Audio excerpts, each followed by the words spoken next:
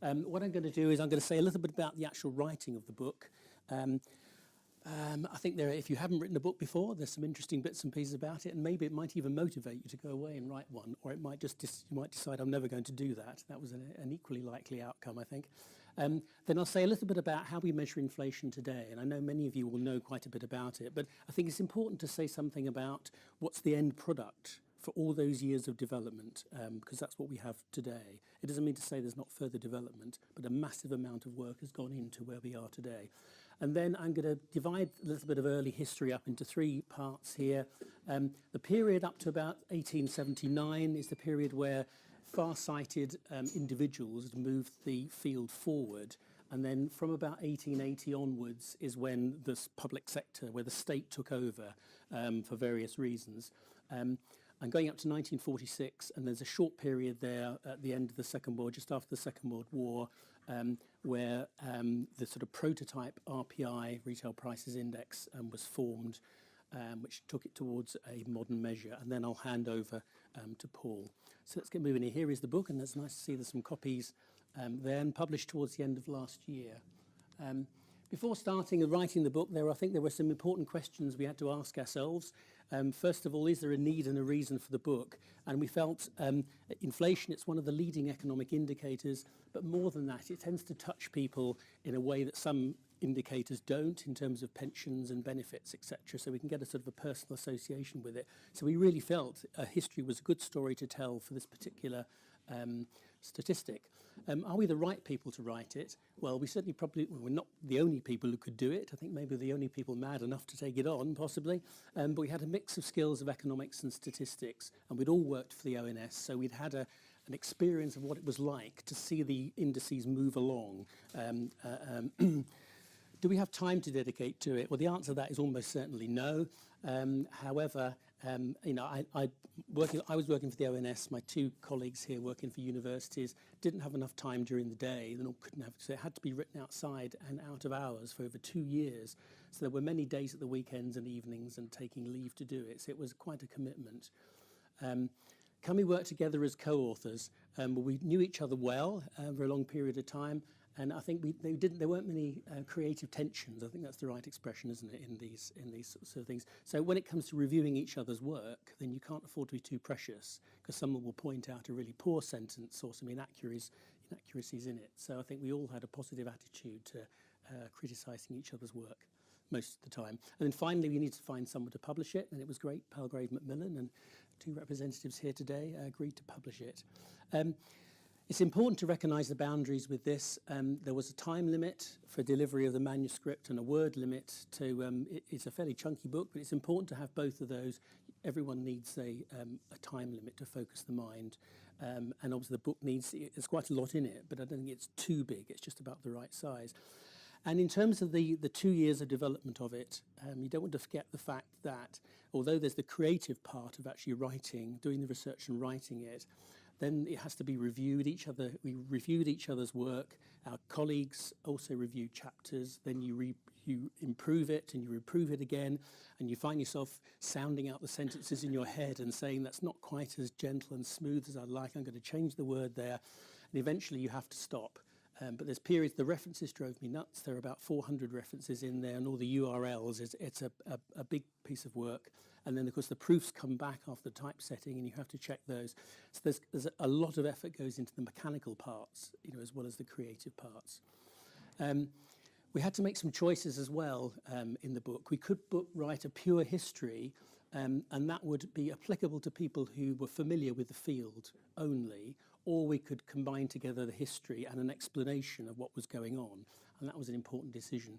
With or without mathematics, well, we all do our work involving mathematics. It's the natural thing for us to do, and there are some benefits to that. It gives a precision to what you're saying, greater than words, but because it limits the readership of it, with mathematics it becomes a study rather than just a read. And then there was a choice about, do we do the whole time period from 1700 to 2016, or do we limit it to get more detail in? So we made our choices. We decided the history and explanation was the right approach to take, and the chapters are sort of not one-to-one interleaved, but we chose the appropriate combination of chapters to explain. There's not very much mathematics in there. I think 3 chapters maybe with some a bit of maths in there. Even that had a choice actually, because I'm very pleased to see that my fellow author Rob there decided to use the vector notation rather than the explicit summation notation. And being a physicist by training, that's a joy for me to see. And then we decided at the end, if we're going to do this thing of the history, we're going to do the whole time span, and we would just make it fit within the limits of words and time. The other thing became apparent as we were writing here is there are quite a number of different aspects that needed to be developed. And I think each one of them could have its own history here. So things like the conceptual framework, you could call, from the basket of goods, cost of goods, cost of living, conceptual frameworks. We say a bit about that in the book. I'm not going to say anything now. The methods, they're quite sophisticated. The modern manuals are very extensive in terms of describing them.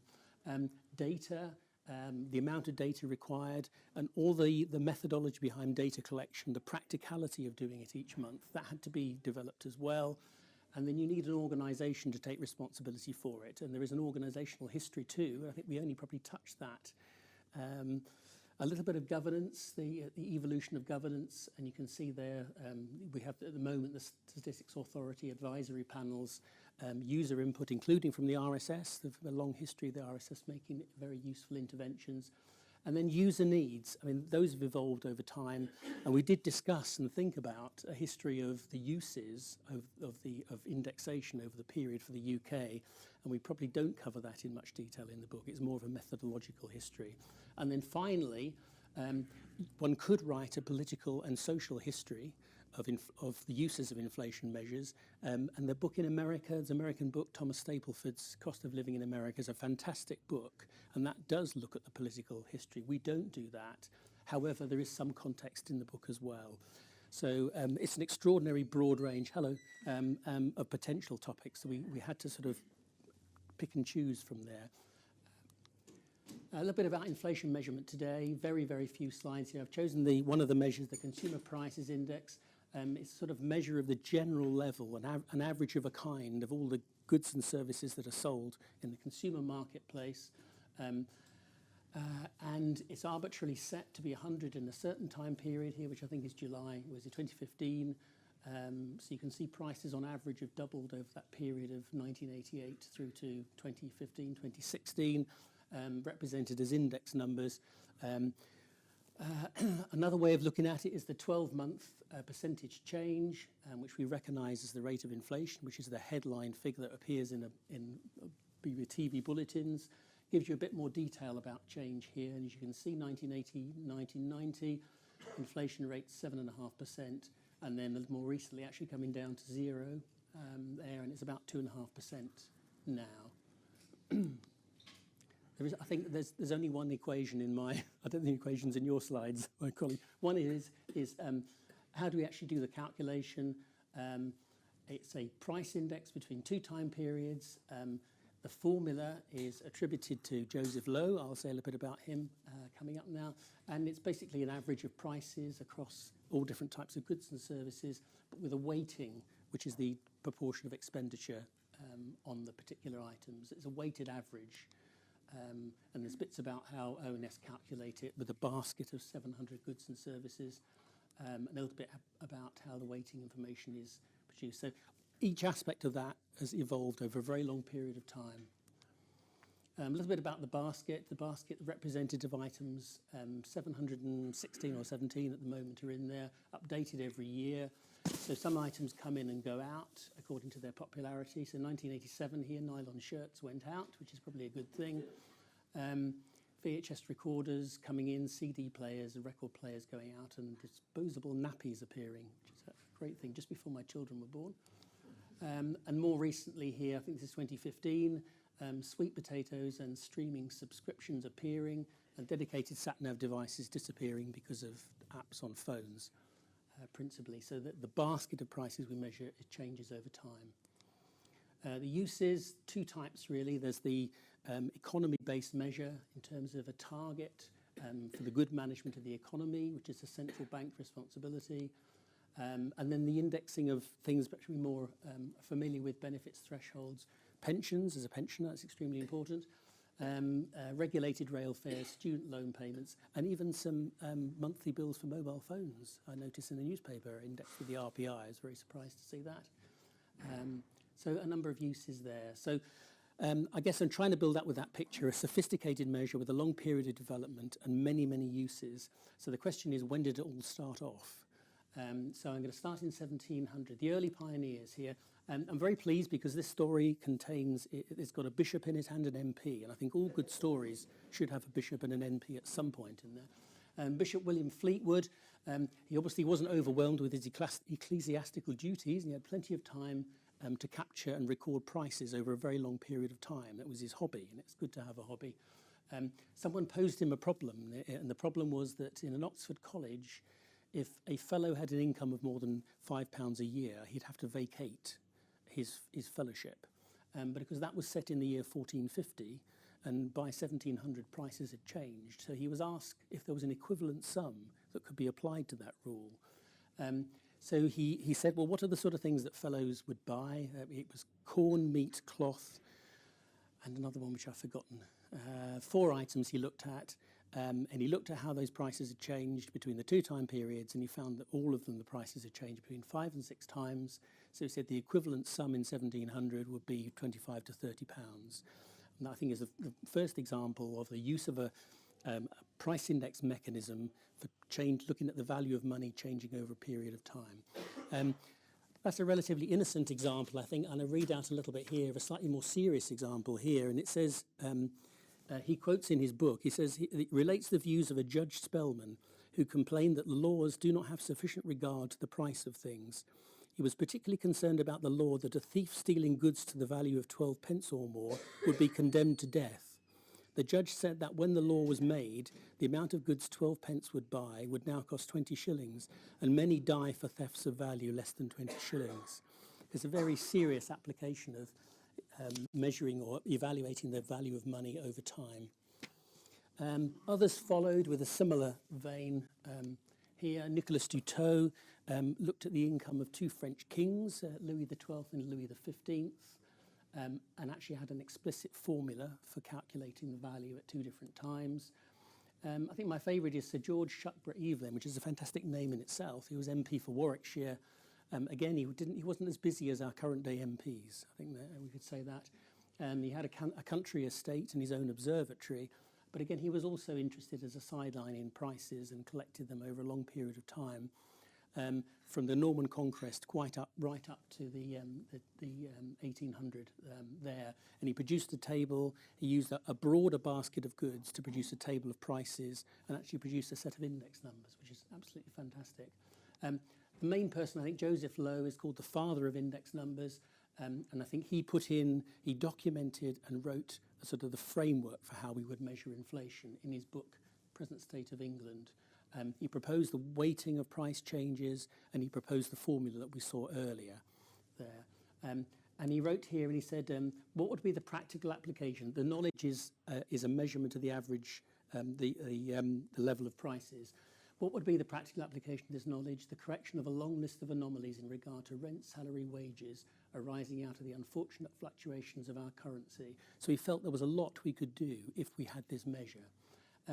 Interestingly enough, it would take almost 100 years before a measure was actually produced, which is an astonishing period of time. There have been 2 reasons that have been proposed for that. Why do we spend so long trying to measure the speed of light and the weight of the atmosphere and not the level of prices? One reason is that the speed of light and the weight of the atmosphere was seen as being part of natural philosophy, which was a noble activity, and it was trying to unwrap the mind of God, whereas the economical collection of prices was a much earthier and rather grubbier activity, which was looked down upon. The second reason maybe is that they were just beginning to understand a lot of data would be required, and good quality data would be required to get a useful measure. And it took a long time for that organisation to be put together to be able to do that. Another bit here is about you need to collect prices as well. And then, again, a few far-sighted individuals, including The Economist magazine, started to collect wholesale prices in the 19th century. And 300 commodities is quite a lot, but these were individual motivations saying it's important that we collect prices together. But notice they're not retail, they are commercial prices there.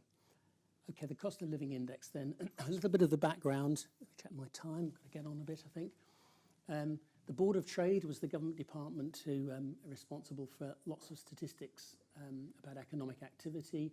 Statistics Department set up in 1832. Parliamentary debates in 1880, it was clear there wasn't enough information available on wages and household income. So the Labour Bureau was established within the Board of Trade. It became the Labour Department soon after, and gradually they started to collect budget data, household budget data from working class households. A bit more of a push. Arthur Balfour, the Prime Minister, asked for more information in the early years of the 20th century, and a data collection was extended, 286 households, food categories and working class households only. Prices were rising in the early years of the 20th century. The first official survey of household expenditure, 1904, and then 1944 for working class households. And the goods were extended then, rents and fuel, published in 1905. And there are a number of very large documents published in the early years of the 20th century as they started to gear up their activities. And the first cost of living index, they appeared in 1914 in the First World War, and various motivations. Prices were rising more rapidly in the early years of the 20th century, quite a lot of industrial disputes going on there. The government wanted to know more about the underlying statistics there. When it came to the First World War starting, the government were concerned about prices rising and the potential for industrial activity, and it would interrupt war supporting activity. So the first cost of living index started in 1914, July 1914. So its original purpose was just to track prices. It wasn't there to adjust wages, but gradually wage settlements were based on the value of the cost of living index. So we're getting towards the first use of indexation. And by 1917, I think, was the first instance of a pay agreement between employers and workers with an explicit clause for indexation by the cost of living index. So an enormous step forward there. Really quite a rudimentary basket there, but it's a start. After the First World War, the government encouraged employers to get together, form wage boards, and adjust wages with the cost of living index. A more formal basis there, I mentioned there, 1917. In the 1920s, the number of industries or the number of workers, the adjustment was expanded out. They were called sliding scales, and if prices fell, then wages fell as well, which is a rather different situation to modern day. Of course, the weighting information was based from 1904, updated a little bit to 1914, so it was out of date, and it was clear it was out of date, and gradually expenditure on food reduced over time. There was lots of criticism of the index. In the 1920s and through to the 1930s, I think it says up to about 1934, prices were falling, so that meant wages were falling. So, or you could ask, why didn't we update the expenditure information, because household budgets had changed?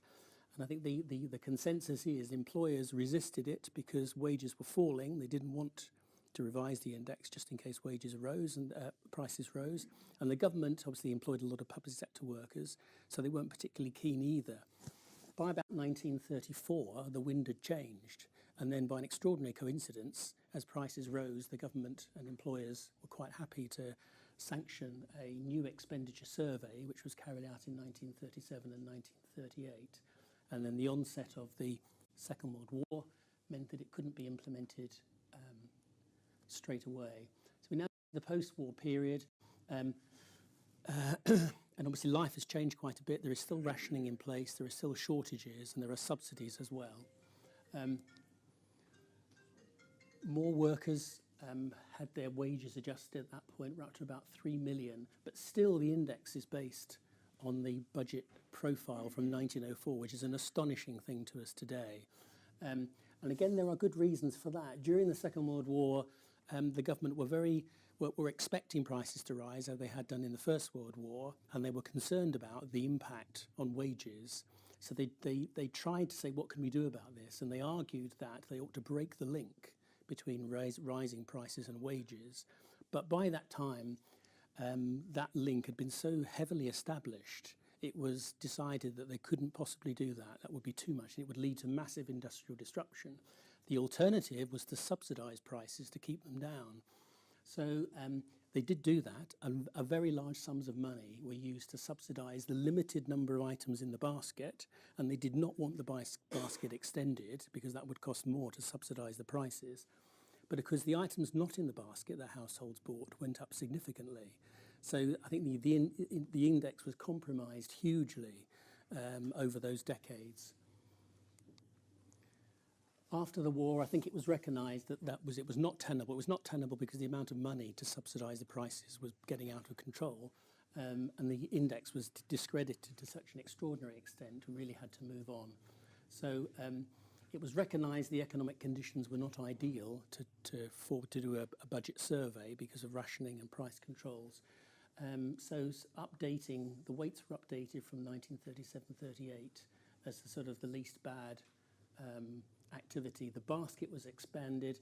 In 1904, although working class families did drink alcohol, not surprisingly, there was a moral judgment that says it should not be included in the basket. But because things changed then post-Second World War, the basket was expanded, including alcohol, which obviously was something people were buying and consuming. And this interim index was created, and very much the prototype of the retail. It was the interim index of retail prices. You can see it's the prototype of what became the retail price index. At that stage, we're moving towards a much more modern type measure.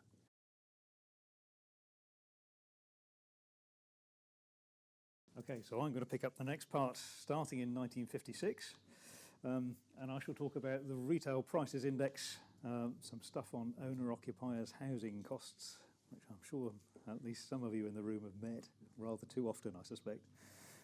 Something about index variance and special indices, inflation targets, and I may or may not, depending how I get on, talk about business prices a little bit.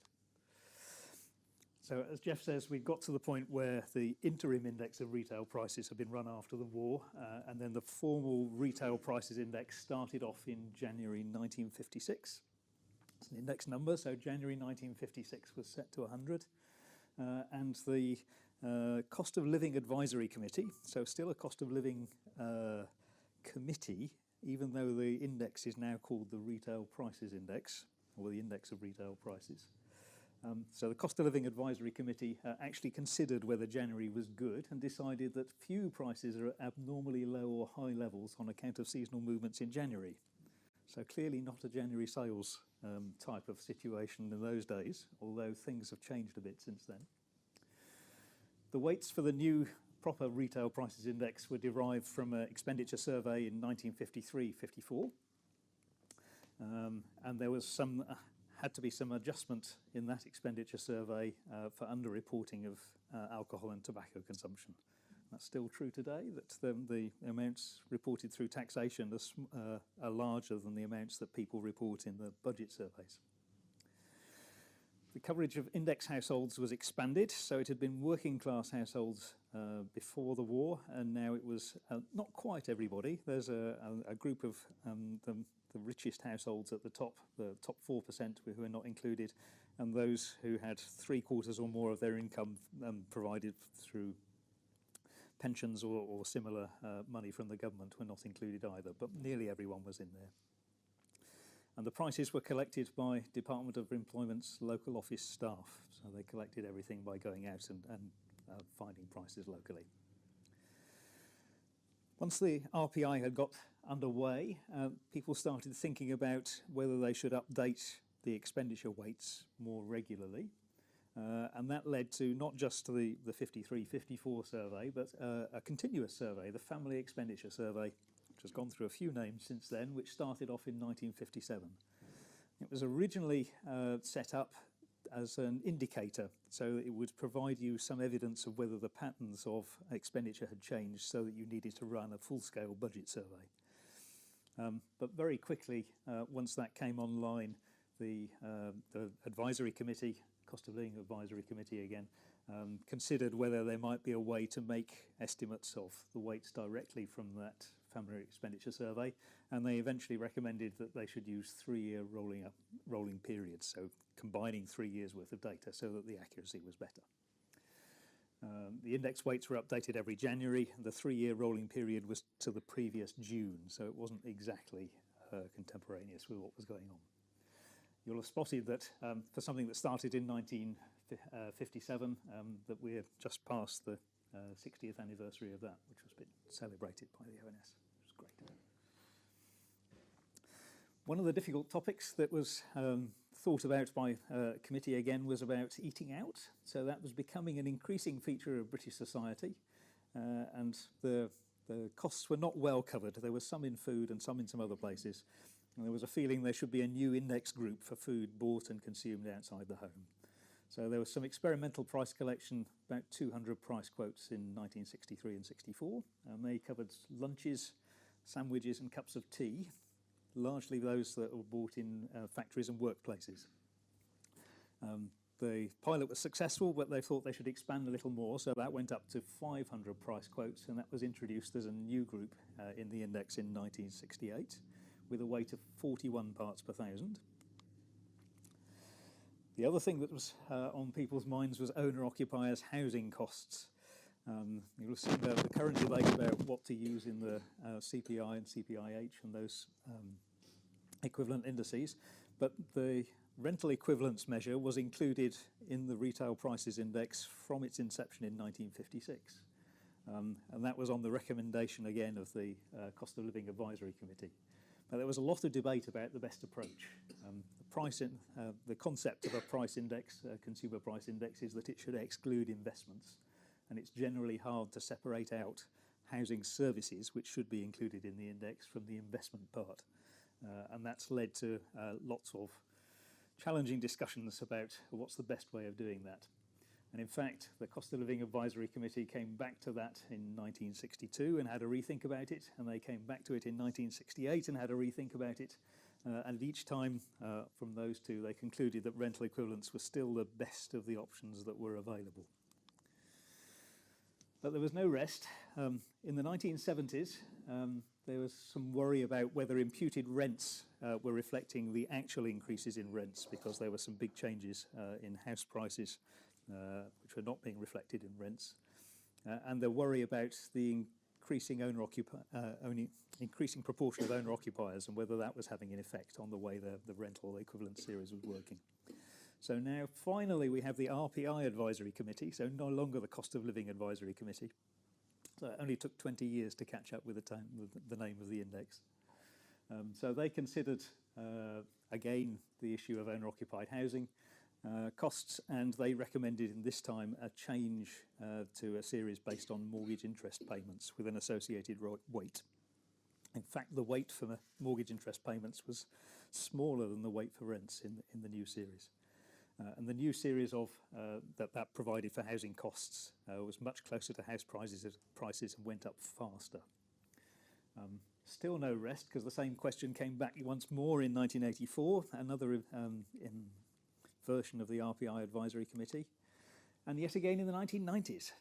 In fact, pretty much every time the Advisory Committee was convened, one of the topics it was asked to think about was the best way to measure owner-occupiers' housing costs.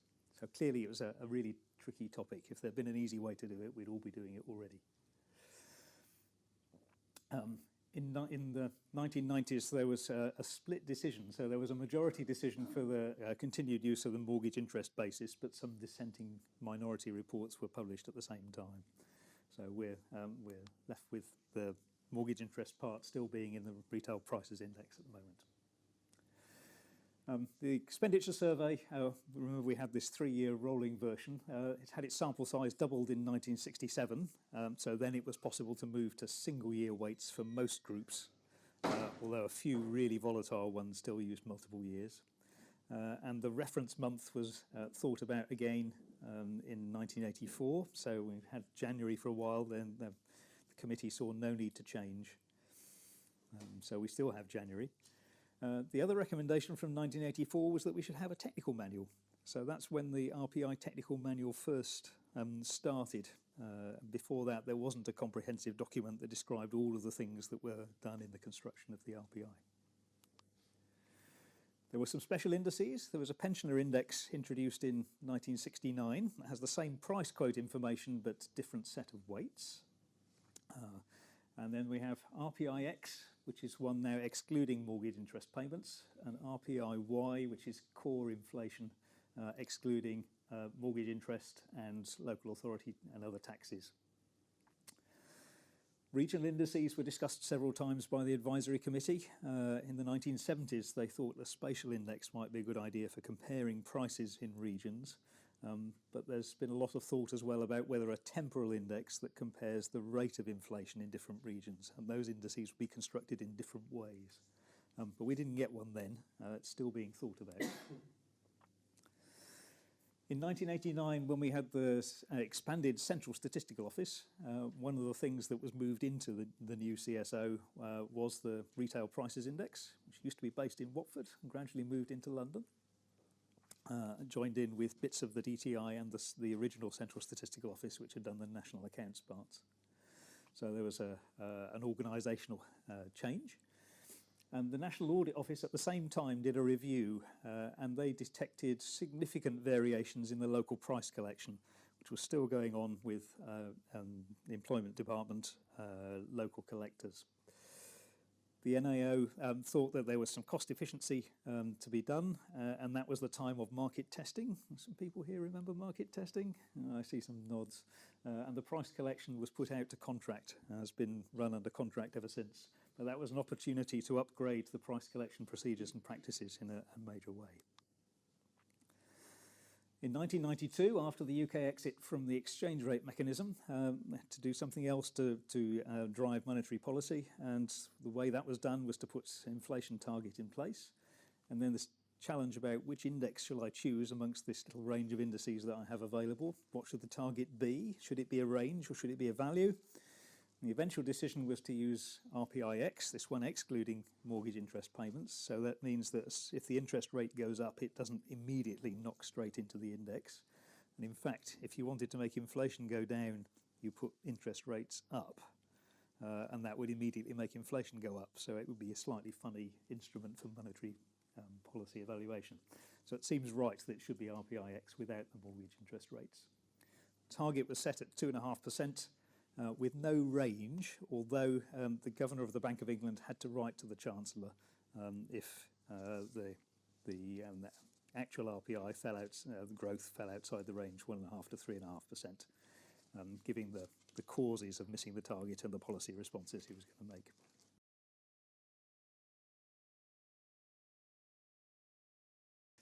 Okay, so I'm going to take over now. It says 1990 to present day, but really, that was just to keep it in line with the book. Really, it's going to be 1996 to the present day. So far, what we've had is a fairly pleasing journey through inflation statistics. We started off with nothing and just a few amateurs with Jeff, enthusiastic amateurs, a few of the sort of early economists doing things. Then we went on to Paul with the development of an official index, refinement of that, lots of great methodological improvements. We seem to be heading in a nice direction of travel to where we're all understanding inflation better. I'm going to throw a massive spanner in the works. I'm not going to do it. The European Union are. Insert your own Brexit joke there.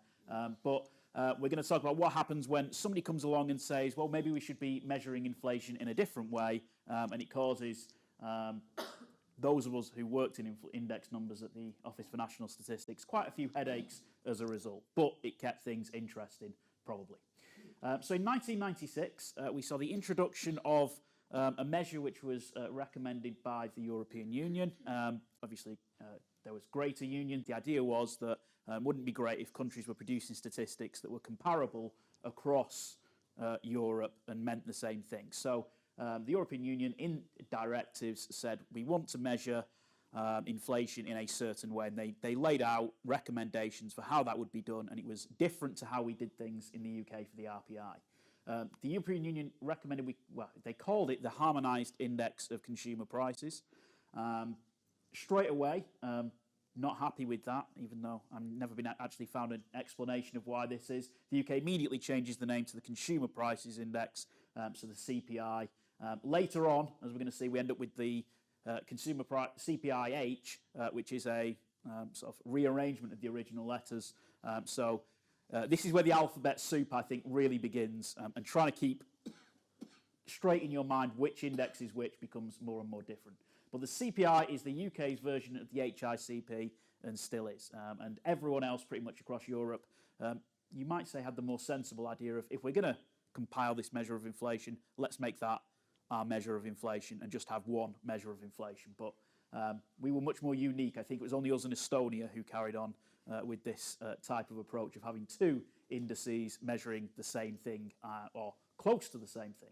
So there were significant differences between how the CPI was measured and how the RPI was measured. The most sort of problematic, I think, for those of us with a statistical sort of bent is the changes in elementary aggregate formulas and the accompanying descriptions of why that was important that were put forward. There were also differences in the population, so I'll come on to these in a little bit more detail in a while. Classification of some goods, and there were lots of these differences which added up to potentially quite big differences in the measure of inflation. Generally, CPI tends to be lower than the RPI, although there are certain periods linked to mortgage interest payments where that's not the case. So in 1996, this wasn't really a very controversial thing. Probably, I definitely wasn't concerned at this at that time. I was more concerned about whether England were going to win Euro 96 or not. But I don't think many people probably were too concerned about this. So it wasn't controversial because it wasn't really used widely. The idea was we'd compile this, it would be sent off to Europe, it would be there for a comparison if anyone wanted it, but it wasn't being used very much. So nobody really objected straight away to the use of the Jevens index as an elementary aggregate. A retrospective back series, which obviously could be used for various things, was made around the time that dated back to 1989. Obviously, in order to be able to make the index, you need to have all of the prices. So a former colleague of ours at the ONS, Jim O'Donoghue, did that back to 1989.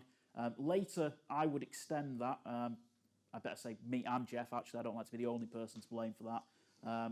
All the way back to 1956. If you ever see that index used, treat it with caution. Anything of the CPI before 1989 is of disputable credibility. And that's all I'm going to say about that because I get quite emotional on that subject. So what happened after that is the CPI starts this gradual rise to the point where the difference between these two measures actually becomes really quite important.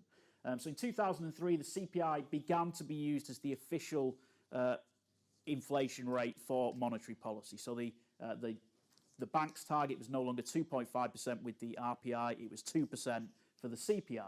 Again, that wasn't very controversial unless you were sort of working at the Bank of England or an economics student, or you were somebody who had to redraft a small part of your economics textbook to reflect that. It wasn't the most dramatic change in the world. It was still sort of in keeping with what was going on. I think the one that caused problems specifically for me when I was working at the ONS was in the 2010 budget.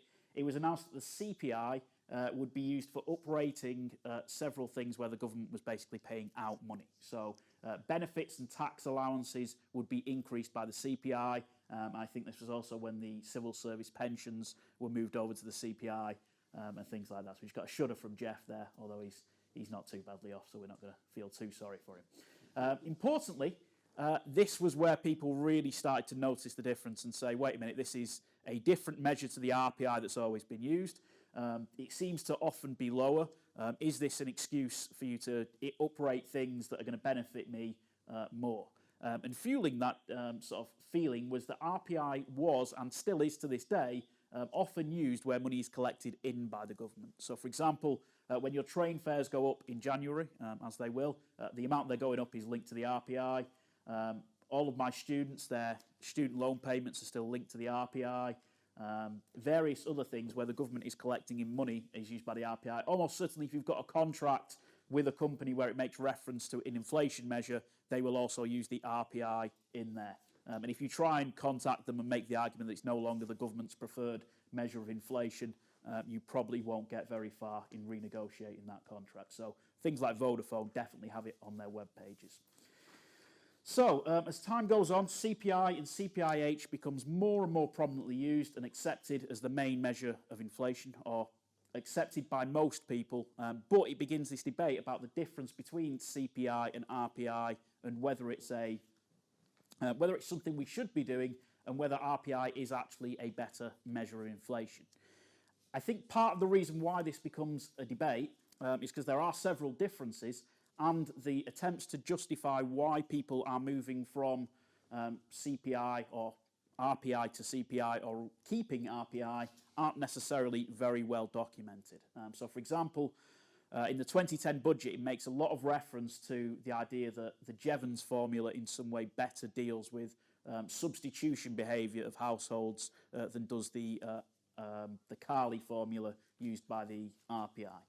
I think I come on to discuss that in the next slide. That isn't an argument that's very well developed, and it has stuck around for quite a while, but it's been quite confusing to a lot of people.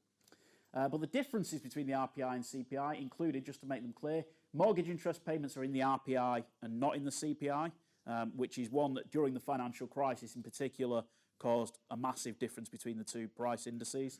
So when mortgage interest rates were plummeting and mortgage interest payments went down, we saw a big dip in the RPI, which wasn't mirrored in the CPI. The RPI cuts off the top and bottom of the income distribution, as I think it was Jeff was talking about, or it might have been Paul. But the CPI doesn't do that. It covers 100% of the population. The CPI is limited to expenditure only in the UK. The RPI includes expenditure by households when abroad but are based in the UK. There's inclusion of different items in the scope. So there's some items which are included in the RPI measure of inflation but not included in the CPI. And there's some that are included in the CPI but not in the RPI. So I think it's stockbroker fees and tuition fees are included in the RPI, not the CPI. But road fund licenses and trade subscriptions are the other way around. They're included in the CPI and RPI. Again, there's different classifications of some items. So, for example, your car insurance, depending on which index we're talking about, will sometimes be a financial service and will sometimes be a part of motoring. So where exactly these items end up in the index depends on which index we're talking about. And the one which has caused by far and away the most, I think, debate for those of us who've been following this has been the different EA formula, which gives rise to this formula effect between the Carley and the Jevens, which, if you're familiar with it, I'm almost certain you have an opinion on. And if you're not, then if you read the book, you'll probably end up having a strongly held opinion one way or the other. I will say at the beginning of this that I think this is an issue which has caused quite a lot of debate, and I'm not sure that the three of us as authors of a book on inflation actually agree necessarily on all the aspects of this argument. So I think I know which way my co-authors lean, but anything I say from now on, don't ascribe to them. It's just my personal opinions. So the most controversial difference between the two indices has been the choice of formula. So briefly, if you're not familiar with it, at the lowest level of the index where you only have prices between two periods, we deal with price relatives, so the ratio of the prices between two periods. The RPI, where it makes a difference, basically uses the arithmetic mean of those price relatives, and the CPI uses the geometric mean of the price relatives. So this is the Carley and the Jevens respectively. So in index numbers, we like calling relatively simple formulas which have got good descriptive names after old sort of economists, because old economists like renaming things after themselves. So it can be shown that there is a difference between these, and it can be shown sort of via a second-order Taylor series approximation, and Erwin Dewett did this in one of his papers, that you can show that the difference between these two things is driven by the rate of volatility in the price relatives. So where you've got fairly stable price relatives or fairly homogeneous price relatives, the difference between the Jevens and the Carley isn't going to be great. Where you've got fairly volatile price relatives or fairly spread out and heterogeneous price relatives in the same index, then you're likely to have a very big difference between the Carley and the Jevens. So where this really came in during the CPI RPI debate is that in a category such as clothing, and to be sort of stereotypical fashion clothing, which tends to be things like women's dresses, where there was a lot of volatility, partly due to the price collection mechanisms, meant there was a big difference between the Carly and the Jevens, so big difference at the lowest level between the CPI and the RPI, which filtered through to the top of the index, which meant if you were using the RPI to uprate your pension, you were a fair bit better off in the long term than the CPI. The problem with this is there's been many arguments about which is the best and which is preferred, one of which was what we've referred to as one of the economic arguments. So I'm sort of, I think, our team's resident economist. I think they're keen for me to take that mantle on.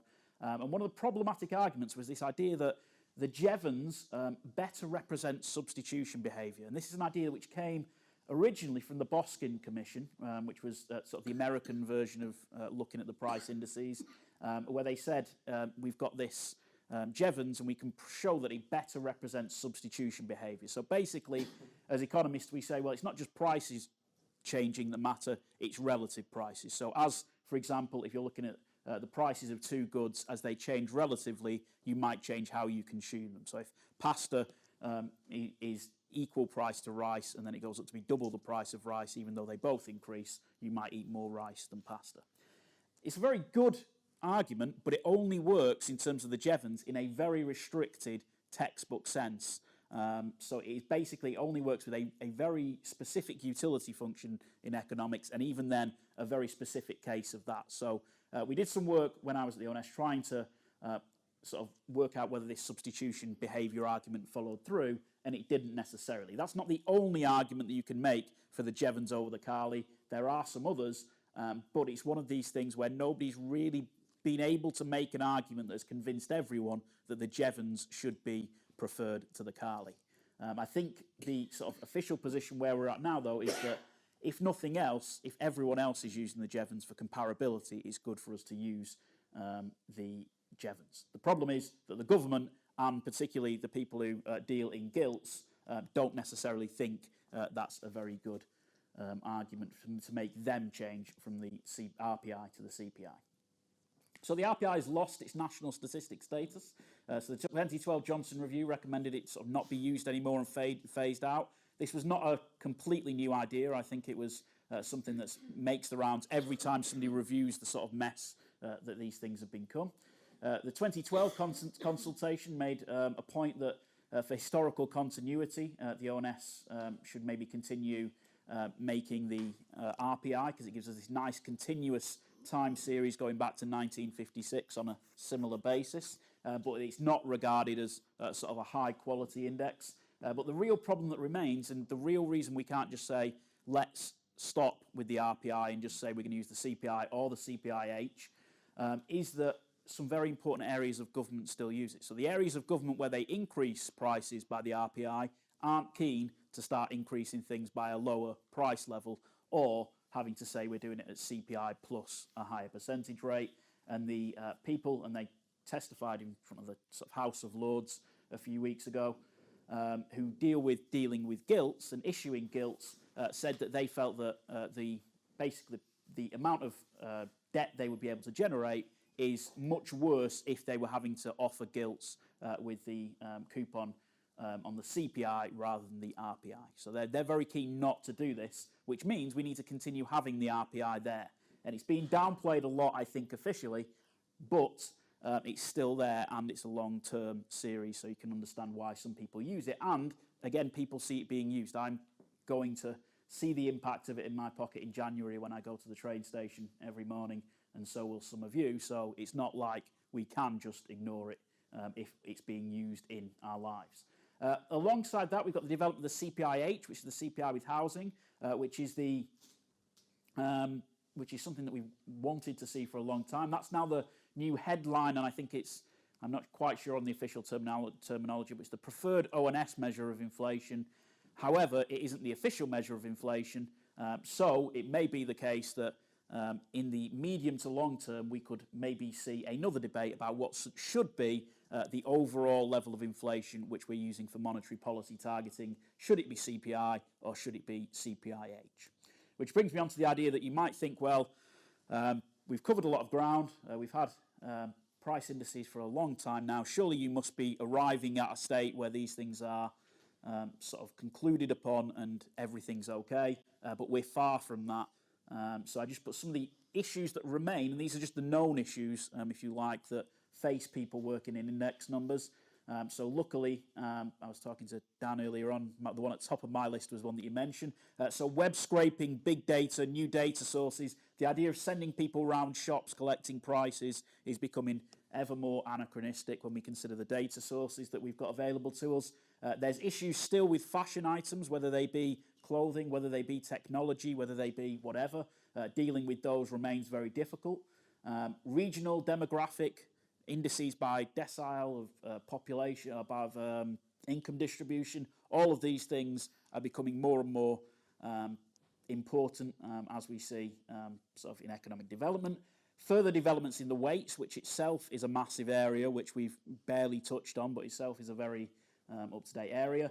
If you read the Johnson Review, I think there's around 20 or more recommendations in there, so all of those generate more issues. And again, there's this question of who will determine the future of price measurement and price index measurement in the UK. Will it be official statisticians? Will it be data scientists at third parties? Will it be politicians? Will it be academics? It really does depend.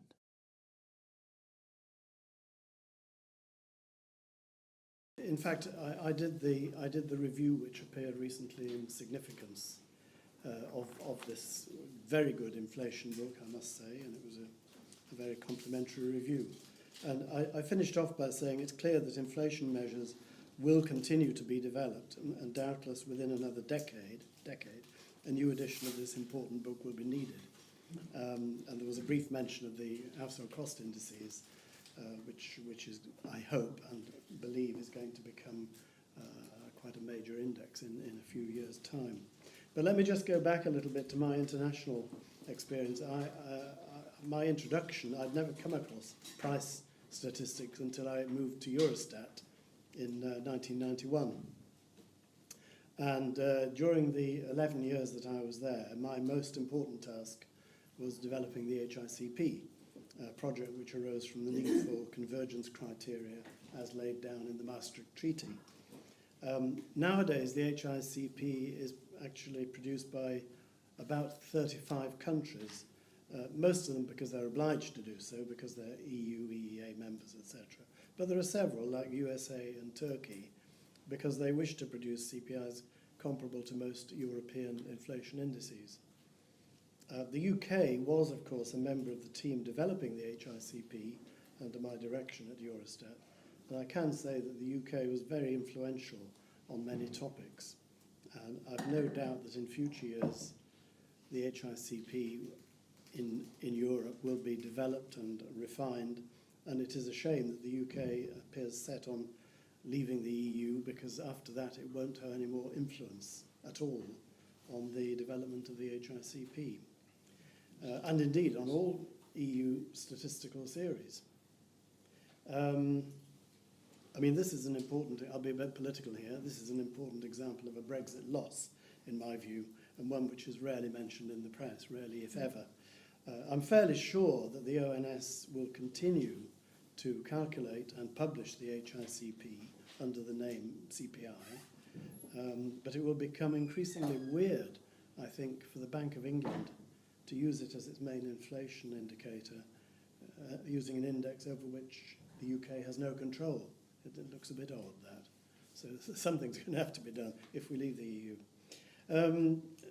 Turning to a slightly more technical issue, the HICP was developed, as has been said, as a macroeconomic index. Don't ask me to define what I mean by macroeconomic, but I think everybody has a rough idea of the difference between macroeconomic and microeconomic.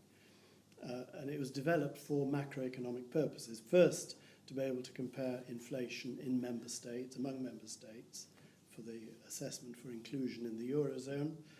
And secondly, to have a monitoring tool for the European Central Bank to judge the trend of inflation in the euro area to inform the bank's judgment on interest rates.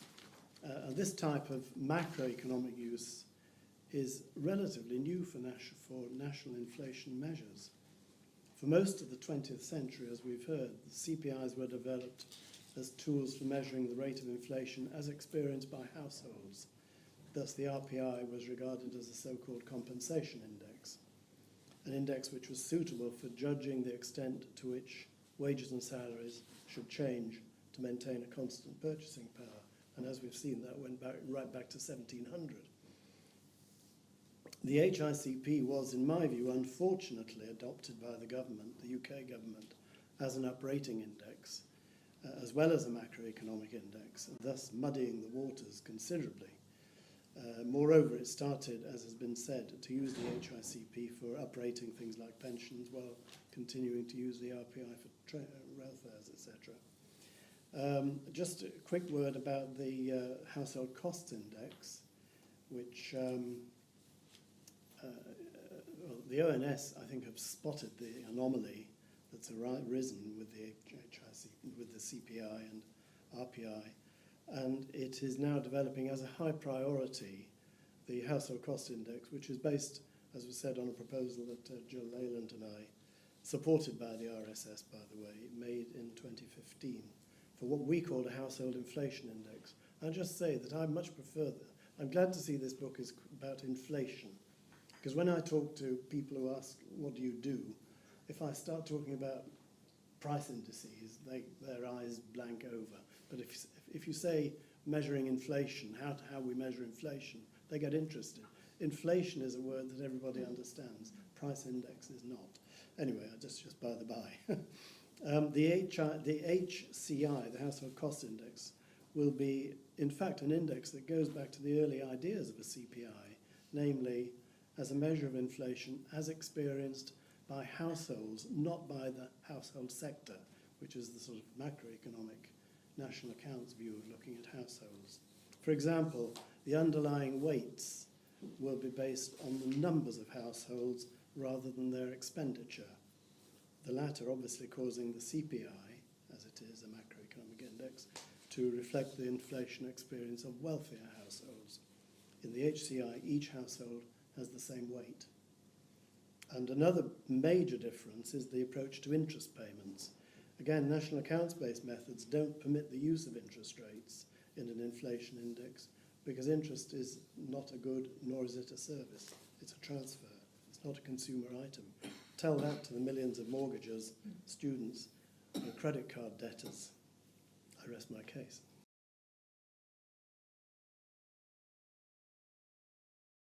Can I just start by saying that you mentioned Jim O'Donoghue working out the CPI backwards. Most of the work was actually done by a chap called Peter Payne, unfortunately he's now dead. But he had the very heavy job of extracting all the raw data from old magnetic tapes. I wouldn't like him to be forgotten. But anyway, I really enjoyed the author's book. I learned a lot from it.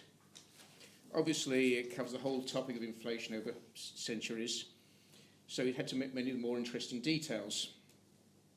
So as Tony said, I was head of methodology for the RPI for 5 years. And I was the editor and main author of the RPI technical manual, and I'm very gratified that to this day, complete strangers sometimes come up to me and say, are you the Michael Baxter who read the RPI technical manual? Anyway, I'd like to give you some of the details of the RPI history that the book omits. I was brought into the RPI division primarily to address the criticisms of the RPI by the National Audit Office. They're briefly mentioned by one of the speakers and also in the book, but I think they should be discussed in some detail because they're quite interesting. One of the biggest issues was that the areas where prices were collected hadn't really changed since 1947. What happened in 1947 is they went round the local Ministry of Labour offices and said, any volunteers want to go around and collect prices? So no prices had ever been collected in central London because there weren't any volunteers in 1947. No prices had ever been collected in the big out-of-town shopping centres because they didn't exist in 1947. Furthermore, the shops visited in each location rarely changed unless one closed down, so newer shops were underrepresented. So I set up a system whereby the shopping areas and shops within them were sampled by broadly, probably proportional to size, and there was a rotation so that every area and every shop would get its fair share. This system had its critics. One RPI colleague, who should remain nameless, complained that her local shopping centre wasn't sampled in the first year, even though it was the largest shopping centre that wasn't sampled. Well, something had to be the largest that wasn't sampled.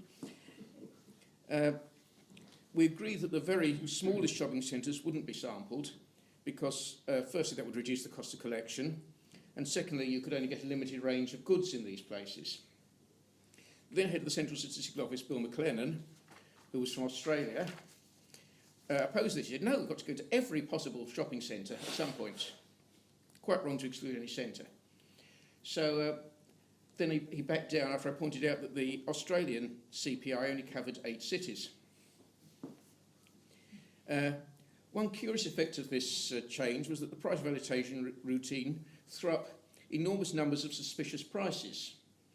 And the reason was that the prices collected in Harrods and other expensive London shops are far higher than any price that had been collected before, from items ranging from dining tables to pairs of tights. So, you know, the validation system said a pair of tights couldn't cost more than £3.99, and they suddenly found ones that were costing £24.99, and obviously caused a problem. Another NAO recommendation was that we had to make a cost-benefit analysis of possible improvements to the RPI. I sent the Treasury a paper on how this should be done. You've got to remember that the Chancellor of the Exchequer controlled the scope and definition of the RPI. It sounds very innocuous, but the Treasury were always using that to stick their oar in. And we had to seek approval from them for all sorts of things.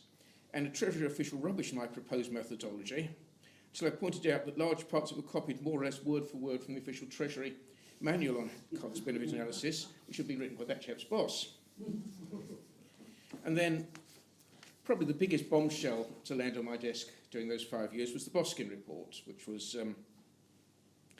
a survey of whether there was anything wrong with the US measures of inflation. And it concluded that it was overestimating inflation by 1.1% a year. And finance ministers around the world all lit up. They said, oh, are our inflation measures overestimating as well? Now, the United States actually had a particularly bad measure for all sorts of reasons. Quite surprising, considering the United States is the world's largest economy and everything. But certainly our RPI was considerably better than the US measure in many ways. But there was an international meeting about biases and inflation measures, and the Treasury said that they would write the paper and present the paper on behalf of the UK. It was based on a paper written by someone at the Bank of England. It was full of errors. In fact, was disowned by the bank. So I objected. I said, this paper's rubbish, it can't go in. And it went all the way up to the director, but it was overruled by the Treasury. I did publish my own paper on economic trends, pointing out that the bias in the RPI must be much less than the bias in the US CPI. The Treasury put a lot of pressure on us to replace the Carley formula in the RPI with the Jevens formula, as the USA did after Boskin. I fought against this and I thought I'd won. After I stopped working on the RPI, the Treasury indirectly got its way by switching from the RPI, which by and large uses the Carley, to the CPI, which uses the Jevens. They got it their way by the back door. It's not widely realised that one effect of this change is to weaken the control of inflation, because the old criterion was RPIX inflation of 2.5% plus or minus 1%. The new criterion is CPI 2% plus or minus 1%. Well, the difference between the CPI and the RPIX has never been as small as 0.5 ever. So it's a looser constraint. Another big row I had with the Treasury was about what the RPI is supposed to measure. Within a year, it's very clear, the RPI measures the change in the price of a fixed basket of goods and services. The basket's updated every year, but it's fixed within a year. The Boskin report popularised the idea that a price index should be what has become known as a COLI, cost of living index, It's a rather abstruse concept. But anyway, the Treasury argued that the RPI should become a COLI, or at least a better approximation to one that it was. I use the term conceptual bias to mean the difference between what something is trying to measure and what people want it to measure. I pointed to the Treasury to reports of the RPI advisory committees that said that the RPI should be a fixed basket index, and they said these committees had never been asked to consider the issue. So I wrote to everyone I could locate who had been on an advisory committee. I think there were about 17 of them. Every single one of them replied that the RPI should remain a fixed basket index. So I thought I'd won on that one. But of course the shift from the RPI to the CPI made all that irrelevant. A few years before I started work on the RPI, a Parliamentary Select Committee had asked Bill McLennan's predecessor, Sir Jack Hibbert, what the uncertainty was in the annual change of the RPI. He was quite floored by that. He hadn't thought about that. And he answered off the cuff that he believed the uncertainty was small enough to mean that the change was correct to within 0.1%. There was one reason why the figure was always quoted in there as 0.1%. My staff and I spent a vast amount of time trying to estimate the sampling error. It's actually quite complicated. There's the sampling of areas where the prices are collected, of shops within areas, of items to be priced, of varieties within item. The weights for the aggregating the items are based on surveys, so have their own uncertainties. Also, quite a lot of the sampling is not random, so it's perhaps not meaningful to talk about a sampling error. My tentative conclusion was that probably the standard deviation of the error in the annual change was of the order of 0.1%. So the quoted figure may well not be correct in the area of 0.1%. That was reported in a paper presented to a joint ECE-ILO meeting on consumer price indices in 1995. But I don't think it's ever been publicised much. And I don't know if any work's been done since I left the area. The last topic I wanted to mention is the seasonal adjustment of RPI. The level of RPI is noticeably seasonal, mainly due to annual sales and annual changes in indirect taxes. Since the job I'd had just before moving to the RPI, it included being responsible for advising people on seasonal adjustment. It didn't take me very long to work out how to do the seasonal adjustment. However, it took about 3 years. 3 years to get clearance from the Treasury to publish the results. I had the embarrassing experience when I gave a talk to the RSS in Exeter about the RPI. I was asked why the ONS didn't seasonally adjust the RPI. The questioner knew that it was easy enough, as he used it as an example when he taught seasonal adjustment. The Treasury threw up a storm of objections. First, he said it was impossible to get a satisfactory adjustment. It was absurd since they already produced a satisfactory adjustment. Another big argument was that seasonality due to changes in taxes and duties is caused by government action rather than by climate or socio-economic factors. Somehow it doesn't count. It's like saying that calories don't count at Christmas. In the end, I had to adjust RPI-Y, which, as one of the speakers mentioned, is RPI with the prices adjusted to remove the effect of indirect taxes and other things, rather than seasonally adjusting RPI or RPIX. So RPI-Y was seasonally adjusted until it was discontinued in January 2017. So no doubt this excellent book will run to a second edition. I'm not suggesting that everything I've just said should be included in the second edition, but I hope I've given you an idea of the sort of things that go on behind the scenes in price index research.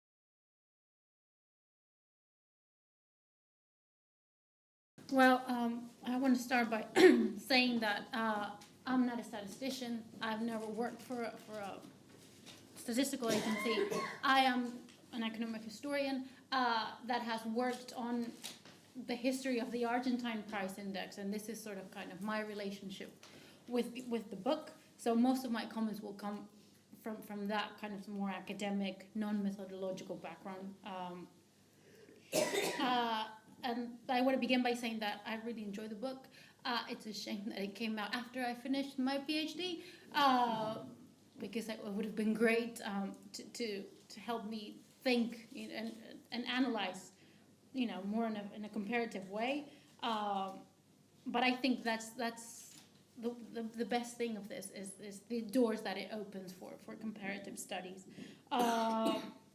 That's one thing. And the other thing I think, which is really, really interesting about this book, is the fact that it appeals to not just an academic audience, and I think that's very, very valuable on a topic that's everyone's kind of day-to-day reality.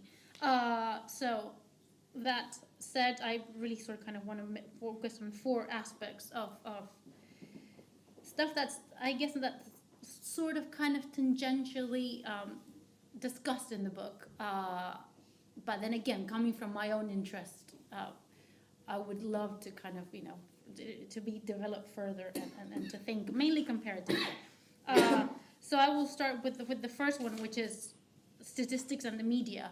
Because in the introduction, the authors basically, when you introduce the topic of inflation, you present examples that taking from media coverage to demonstrate the influence that the measures of inflation have exerted on the general public in the recent past. As we all know, there's a widespread use of numbers in the public debate for political purposes and as means to persuade different audiences. The intimate relationship between media and numbers is currently being studied, focusing, for instance, on the television networks, on how, television networks overemphasize bad economic news or give greater coverage to statistics when they are deteriorating. The media's overuse of statistics affects how it, the media's use of statistics basically to see how it affects the economy in our day-to-day lives. And the media's use influences not only citizens' perceptions, expectations, and priorities, but also their economic behavior and decisions. And at the same time, as Stapleford, who you quoted, argues, the widespread dissemination of figures affects the social assessment of public policies and political leaders. Through media repetition, alternative numbers have become straightforward facts that are accurate and authoritative. Journalists are key actors in the ongoing processes of translating government statistics. Media professionals link experts in statistical production with active users or mere consumers of data.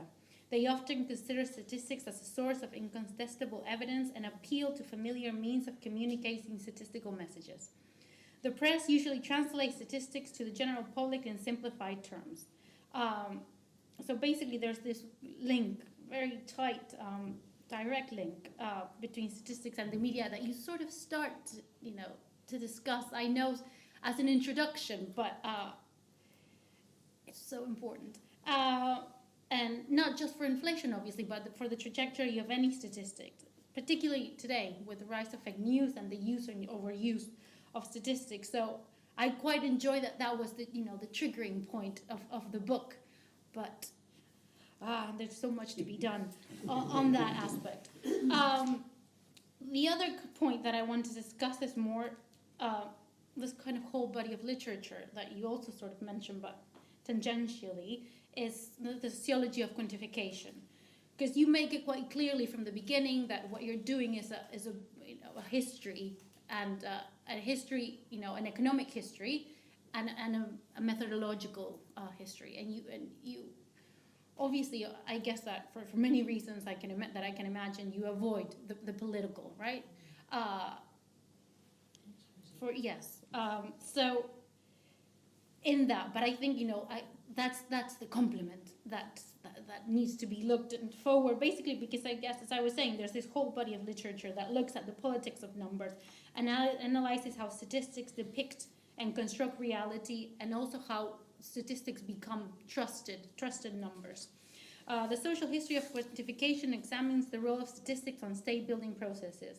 This discipline analyzes the political component of official statistics, particularly the tension between the scientific rhetoric of truth and the rhetoric of political decision.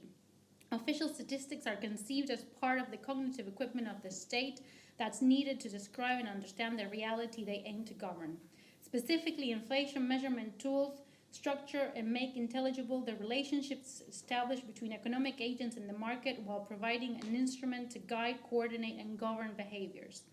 Although presented to society as purely technical objects, socio-history of quantification shows that official inflation measures have been linked historically to specific socio-economic institutional contexts, diverse political aims, and conflicting social interests. A basic premise of quantification studies is that statistics are not not a simple realistic measurement operation or reflection of reality. They influence in the constitution of our shared reality.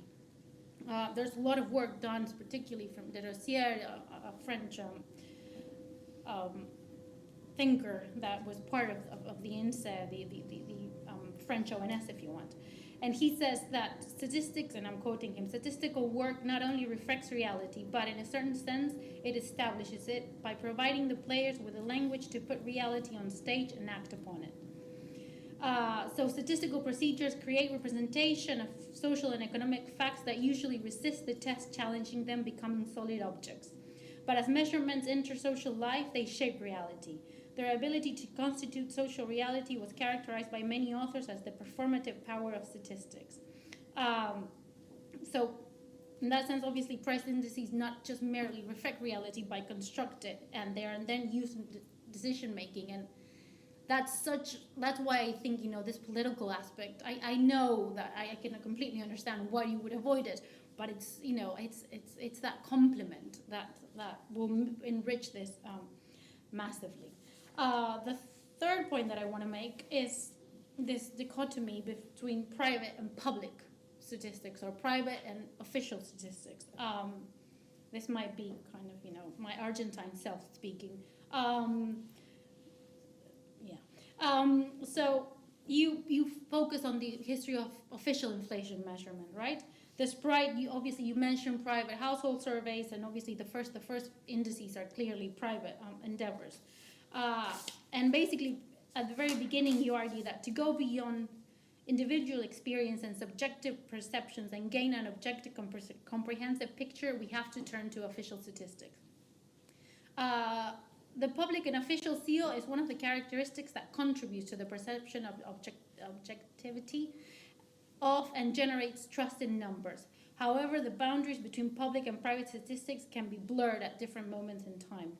And I can think of two kind of potential important, I think, case studies or moments in time of case studies. So, for example, in France in the 1970s, particularly before 1972 and 1998, the General Confederation of Labor regularly came up with their own index, which was to play an important social role until the 1980s, disputing the official inflation index. And I don't know if you know, but this is where the Argentine in me talks. Recently in Argentina, we've had a massive dispute between, recently, and it's sort of close, but between 2007 and 2015, the official inflation figure lost trust completely, and there was a massive surge of alternative private indices. And the trust in the official index is still sort of kind of being re-elaborated.